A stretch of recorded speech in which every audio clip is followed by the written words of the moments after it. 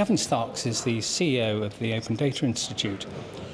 What's the border between public and private data? So many borders, I think, is the short answer. There's a difference between closed data, which is information that may exist within a company that isn't shared outside of that organisation, might be national security information in a government sense. There's then this idea of shared data, and that could be your medical records, which may be shared between different medical professionals and yourself. And then there's open data, which could include things like bus timetables or land registry information. So there's a data spectrum there rather than strict borders. And what do you think would happen if all data were shared? I think the question there isn't some matter of if as to when.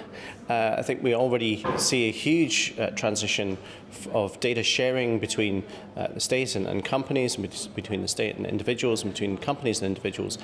But interestingly, between individuals and each other. And so there's quite an urgent conversation we need to have about what are we comfortable with as a society in what we want to share and who has access to that information. So what would prevent unfettered exploitation of this data if everything were open? So the challenge here, and luckily we have decades of legal experience in protecting data, so health records already are heavily regulated. So we can build on some of the existing rules that we've created.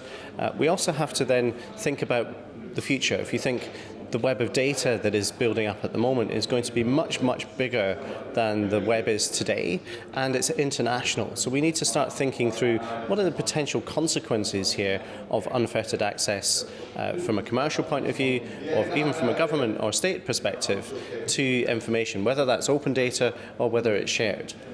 So speaking of the future of data, what's your personal vision of how things will be?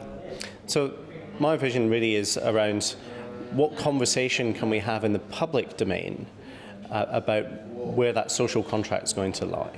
So we could end up in a dystopian future where everything is shared with everyone, and that obviously has negative connotations with it.